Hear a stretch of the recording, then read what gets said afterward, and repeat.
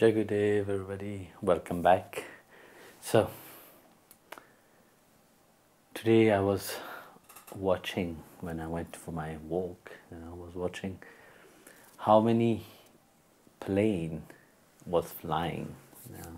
It's funny, it seems that it's becoming back to normality here. There's so many cars on the road and so many planes in the air.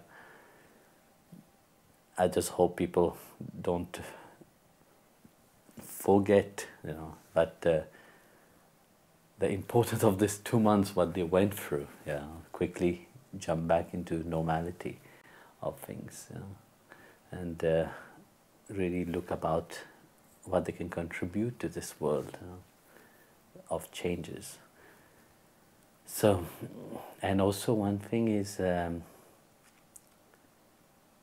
I know I should not say that. So I'll ask Jayagopal to ask your question. Jai Gurudev, do entities exist without souls? Which identities have no souls? Could you please explain this? Sorry, again. Do entities exist without souls, and which identities exist with which identities have no souls? Which identity? Are there any entities you mean? Entities that have no soul? So the question is that if there's any entities without soul. Well, yes, there is many entities which is which arise from the mind itself, because you see, the mind is a very powerful object, which when somebody, for example, when they are dying, their mind, if they don't know that they are eternal and really they are not on the spiritual path, so their mind are so powerful that it create a ghostly figure which look like them, which have nothing to do with the soul itself. It is due to fear of the unknown, fear of letting go of so many things. So these fear create a certain entities on the outside, and of course they are devout of a soul, because your soul, when you died, your soul is gone. It's go to where it have to do. What you have done into when you were alive, there you will be. So, like that, there is many entities. In some of the entities are trapped into the astral world, of course, and they project. For example, there is many soul which is trapped into the astral world. Then they project a certain reality into these spheres, and people, when they see that, they think, yes, it is marvelous, it is great, and they start with such a delusion, they start following these entities. Though, of course, then they get trapped into the same world where they are. So there is many entities like that, which is with soul and some without. So, for example, you have, let's say, the devas. They all have a certain degree of consciousness inside of them, whereas a ghostly figure doesn't have any aspect of the soul inside of them. So, like that you would see, maybe. And also one thing is that those who have a soul, let's say an entity who have a soul, they know that what is on the other side. They know that there is no, whatever you have to do is only being here. That's why they come and they remind people that what you have to do is only here you have to do. If you want to attain something great, you want to attain the divine, it is not while after you died, or when your body is rotting into your tomb, then you think that yes, you will reach salvation, you will reach that blissful state. No, it is impossible.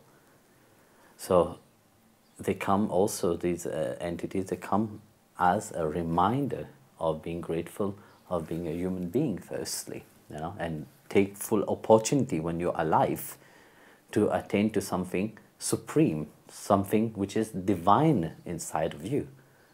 don't wait for time when you don't have it.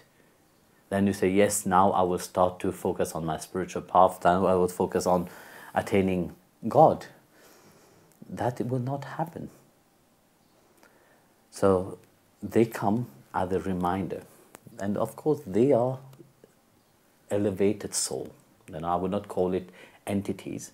I would call it elevated soul. These souls, they come to help people. Also, you have the soul of saints, for example. When they leave this plane, of course, they become more reachable. Of course, they can manifest. They can come to those who call for them for help. So these souls, they come as a reminder. They come to help humanity to advance. But then you have the ghostly figures, which is doesn't have any element of consciousness inside of them. For them, they dwell completely in fear. So they are like vampires that suck the fear out of the people. This is how they become more powerful. So these spirit, whatever you want to call them, they are not really spirit. They are just a friction of your fear itself. The moment you see that, what happened inside of you, you start to generate fear inside of you. So when fear is there, you can't perceive anything else. So they come and suck this fear from you, and they live upon that. And that's why the moment there is no fear, they are finished. So there is many kind of entities in this world.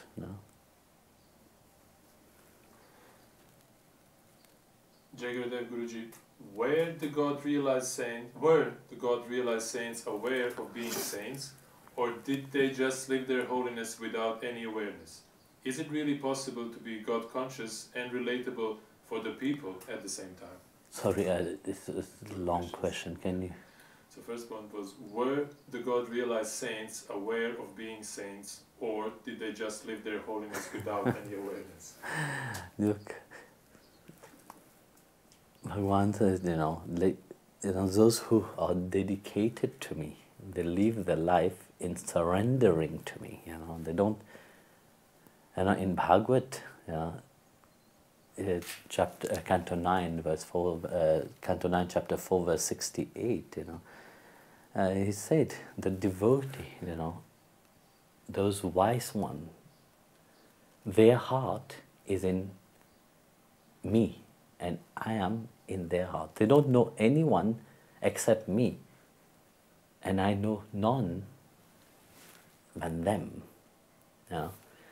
So you see here, a realized soul is fully absorbed, not into their petty self. For them, it doesn't matter. What matters for them is who are they pleasing. For their mind dwell upon the Lord itself. That Bhagavan said, their heart is in me and my heart is in them.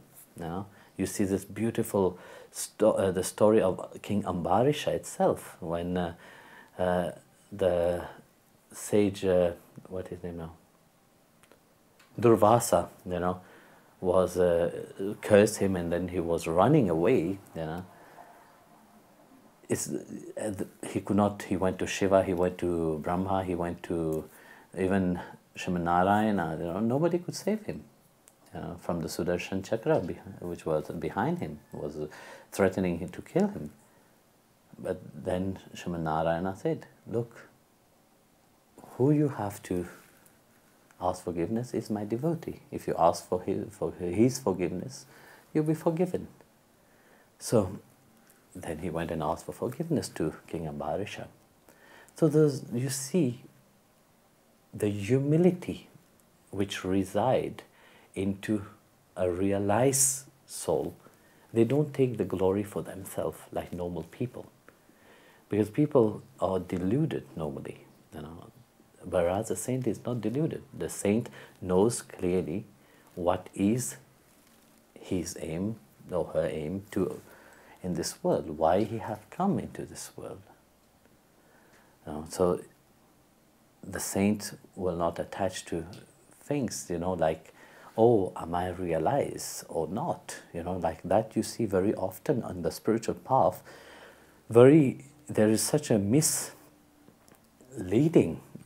on the outside world when people doesn't have that deepness of spirituality and really having that knowledge, You see the marketplace of spirituality is full of this delusion because everybody want to be somebody, Everybody want to have name, fame, glory. This is the three things that everybody like, Some people, they like people to hear them, but they can't lead them anywhere.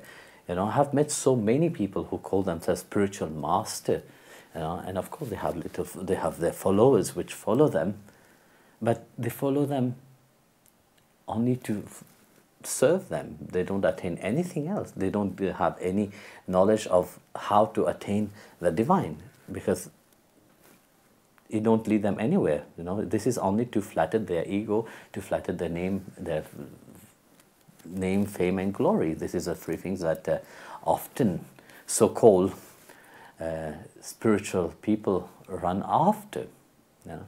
So you can't say that they are realized, because they are fully deluded, they are fully covered,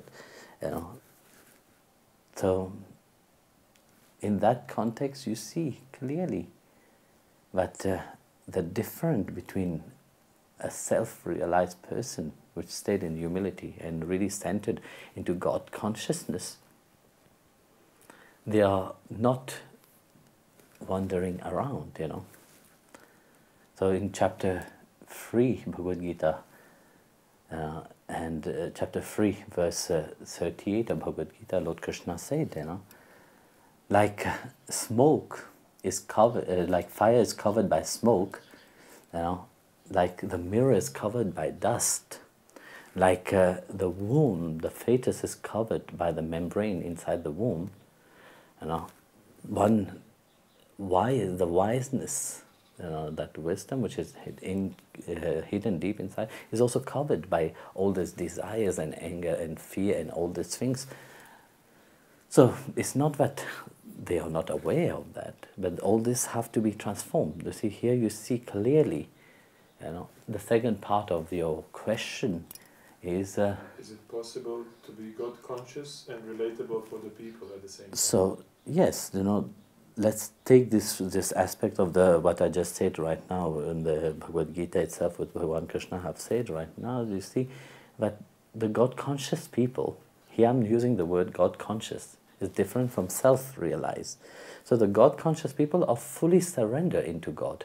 For them, their whole life is to give people that what they have received, what for them the journey, they become an example itself, the journey what they have gone through till they reach that God consciousness. You see, it is a transformation for them. Their great joy is to give what they have to the people. Of course it is easy, because this is the whole aim. They never deviate from their aim. So you see the free aspect which Bhagavan said in Bhagavad Gita chapter 3 verse 38, you see clearly like this free kind of people. It's like in this verse he said that the fire which is covered by the smoke, this is symbolized the sattvic quality, the good quality in the individual. Is that good quality, it is there, but very often it is clouded, it is covered.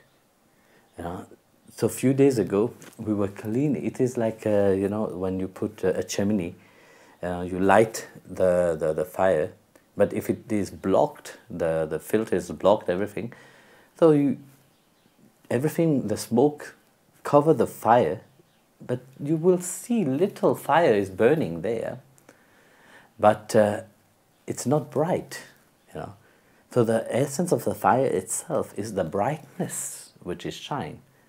So when the smoke is removed, that fire starts to shine itself. It is very understandable. You know, a few days ago we were cleaning the chimney here because it was very cold, so we light it, and while the fire was burning inside, but quickly it was covered with smoke, and of course the mirror, the glass which is the covering, was black completely. You could not see. You see that there is some has a fire is burning inside, but you could not perceive the brightness of it. So then we clean the chimney, and now the fire is burning. So it is like this. When Bhagavan Krishna is referring to that, they said that it's very easy. You know, those who dwell in a sattvic mode, for example, somebody which dwell in the mode of goodness, it is easy to dissipate the delusion. Even they have certain delusion, you know. They have certain desire, they have certain, they also run behind name, fame and glory, but that can be changed very easily. Just like the smoke, the moment there is a little bit of wind, you know, the smoke will dissipate. It will go away. So when the smoke goes away, you have that bright fire which is burning there. So like that, you see, those which is dwelling into, let's say, the mirror, you know, when we take the mirror, for example, now, the mirror is covered by dust. So just to take a wind to blow the dust from the mirror, it will not clean the mirror. Maybe a little bit will fall out, yes, but it needs a deeper cleaning, you know. So you need to have a brush, and you need to have a cloth or some spray or whatever, you know, then you can clean it. But even if the storm comes, let's say, for example, if the mirror is covered with dust, a big storm is coming, it will not clean the mirror, because it needs a little bit more effort for that mirror itself.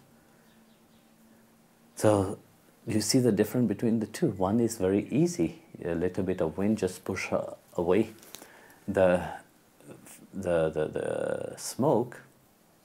Those who dwell in goodness, and those who dwell in rajasic quality, it is a little bit more effort, what he referred to. So that effort is prominent from your side. Without that effort, that mirror, that shyness from what you have inside of you, it will not shine through.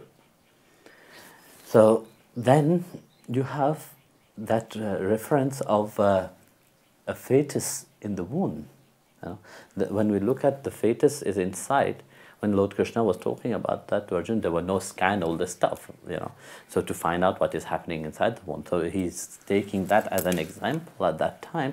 But it's like you don't know what is inside your womb until the time of delivery. So that time, you see, it's not like the mirror or like the mirror and the fire, which is there. Clearly you can just cleanse them accordingly. But whereas something which is hidden deeply, that it's like a tamasic quality which is hidden deep, you are not aware of it. It's hidden so much inside, but it is covered. But this also, it have its time. You know, nothing is lost forever. So he said that it will take even much more time to cleanse that, but only when the time is right. When the child is out, then you know what it is. When the child is out, then you know whether it is a boy or is a girl, whether it is healthy or not. As long as the fetus is still inside, you know, the embryo is inside your womb, it's covered by the womb. And covering by the womb is it's even more strong. You can't just say, yes, I go and change it. Like, of course, nowadays is a different matter, but just in a concept of saying, but it's something which is hidden deep inside. So take even more longer time to cleanse, you know, that. So you see here that free quality itself predominate, you know, the mind of everybody. So coming back to your question, the self-realized or God-realized person, so there's a big difference between the self-realized and the God-realized, So here the question was God-realized, no? So the God-realized perceive the divine in everything that they do. So it's beyond even these free qualities. They dwell in the state of divine bliss. And that state of divine bliss, of course, they can be here also. They can. It's not that, like I said earlier, it's not when you rot, then you think that you will be in bliss. It doesn't happen. If you want to experience bliss, it's only when you are alive you can experience bliss. So, the God-realized being, they fully realize this here itself. And of course, being with the people, like you said, you have an infinite fountain inside of you. That bliss itself, more you give, more it will flow. It's not that it is measured by quantity of things, It is endless. So what dwells inside of you, that Atma, it is an endless fountain of love itself. So, and that love, you can't just say, okay, I will keep it greedily for myself, because keeping something greedily for yourself, you will suffocate yourself. You will never be able to, really live, because this is the state of a self-realized. They don't think about themselves. They always place God and his people first. Dear Guruji, can you please explain how the human body was created? In the Bible, it says that we were created by God, but at school we are taught that humans evolved from apes. From what and how did humans evolve? You see, human being, it is a divine manifestation.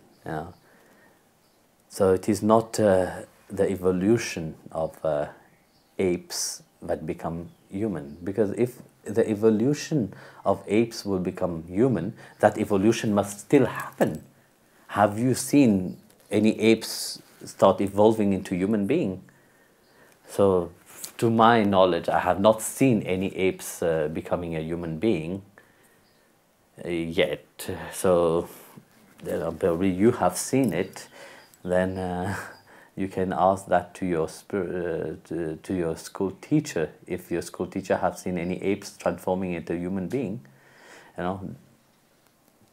So you see, Darwin has a theory, is that that animal which is inside of human, that what is changing. So again, here Bhagavan Krishna have said it so clearly, that tamasic quality, when you lose that discrimination of thinking, what you become? You become an animal on two legs, So that animal is still there, If you don't have any sense of discrimination, and once you lose that sense of discrimination, the animal quality is still there. Have that animal quality disappeared? No, you're still an animal. Sometimes you will behave even worse than an animal, because an animal is they act according to their instinct. But being a human being, you have a brain, but when you act even worse. Then later you regret for whatever action you have done. So, coming to the question whether, like I said to you, human being is a divine creation in its fullness. It is not gone through the process of evolution like Darwin said, once you were an ape and then from that ape you become a human being. Otherwise, this evolution have stopped. How many, when you go to the zoo, you see an ape, even if, I would not say resembles human being, because an ape is an ape, a human being is a new human being, it's a different species in itself, So, there is no evolution happen. You know? Now scientists nowadays are trying to make the apes talk. I don't know whether they have succeeded. Of course, you know, a certain level of intelligence from the mind concept, it is there. Because every creation, you know, whether it is an animal, you see very often I have heard that people say, you know, an animal doesn't have a soul, you know, don't understand, you know.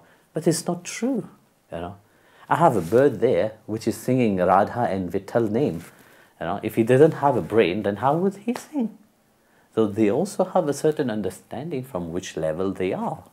You know, so the same thing, you know, on which level you think of yourself that you become. If you think of yourself being an animal, then you will start to act and think like an animal.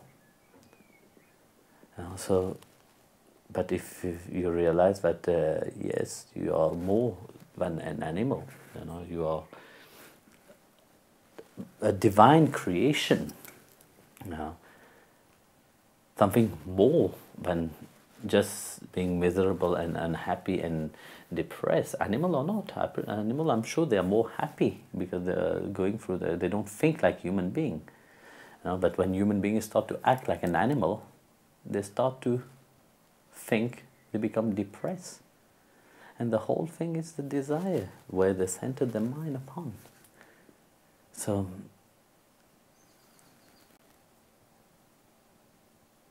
human beings come from God. Many times I have tried to figure out the Guru. Eh? I have tried to figure out the Guru. Figure out? Yeah, the Guru. Only to fail miserably and be more confused than when I started. Yeah, of course, you know. Are there any recommendations you can provide? Stop trying to figure out the Guru. That is my recommendation. Because you see, you're trying to figure the Guru out by your limitation of viewing things. I think you see the Guru, and you straight away your mind start to react in a certain way. You know, that okay, the Guru also sit with me. The Guru also eat with me. The Guru also go to the bathroom. The Guru also laugh, because you see sometimes they think that being a Guru you can't laugh. You know, this was once somebody said, you know, your Guru can't be a Guru because he laugh. You know, he laugh too much. You know, sometimes. So, if your Guru should not, you know, in some of the tradition they said a teacher, master should never show his teeth out. You know, so you have everybody have their own precept of what a Guru have to be. You know, some said, oh, you know, Guru must be like this, and only when the Guru is like this, it is like this. But you see, they are just portraying their own aspect into the Guru. You know? So firstly is, like you said yourself, you try to figure out the Guru. You know, you will never be able to figure out the Guru, because if you want to figure out me, it's very difficult. You know? Because I keep changing every time. You know? There's not a single time that I'm the same. So you can ask the people around me. You know, they have very big, say, process. But you see, when you try to figure out the Guru, very often there is a judgmental way. You know, you start to judge the Guru. You know, you start to project your own limitation, and that is not right to do. The moment you do that, then you will never be able to go away from that. You know, because you have built your reality into that. You know, so then what will happen? Judgment will start happening. But the Guru is free. The Guru is not attached to anything which is, bound by this world. He can act in a certain way, but he's not attached to that. You know, I was telling a story this lunchtime, you know, of a saint who used to meditate under a tree. That saint was standing naked under the tree. So one night, the king went inspecting his surrounding, and he saw that saint standing under the tree, and he was very intrigued by him. That saint was just standing with closed eyes, saying nothing. So every night the king will pass by the saint, and he started to create a certain relationship with that saint. So one day, the king took courage and spoke with him, said, look, every day, every night, I come to see you. And purposely, I leave the kingdom. And during the day, you're constantly on my mind. I wait for the night to come so that I can come to you. So, one thing is that I feel that I would like you to come to my palace, to live in my palace. So the saint said, yes, okay, I will come to your palace. So I'm cutting the story short, actually, So just at that moment, I said, okay, I'm ready right now because I don't have anything to carry. I don't have any baggage to carry with me. So let's go to the palace. So you see, after months, the king have invited him into the palace. So the saint came into the palace. Of course, he was very polite with him and offered him the palace food and also clothes and everything. So then the king started to observe him, with his mind, he started to observe him, seeing that, oh, the saint is eating now delicious food, Every day he started to look at him, of course with the mind in a judging way. He's eating food, oh, why, my goodness, he's wearing nice clothes, he's enjoying the luxurious things of the palace. So his mind started to doubt the saint itself, because his own projection of how he view a saint, how he think he knows a saint, start to say, no, this is not a saint. Maybe it is a, charlatan, that have dressed himself and was waiting for that time so that I can invite him into the palace to enjoy all these things, So no matter what. So after 3 weeks, he proposed to the saint to go for a ride on the horse. But before he go on the ride, he wanted to ask something, because you see, that question was killing him inside. That doubt was eating his peace of mind. There were no peace at all. All the peace was gone. So he wanted to ask the saint, this question. Of course, being a saint, he knows what is inside the heart of the king. So he said to the king, wait, after our ride, you will get your answer. I said, okay. So they ride till the border of the kingdom. When they arrive at the border of the kingdom, the saint get down from the horse and said, okay, king, now you can ask me your question. Because I've seen, I know what is bothering you. It is your mind.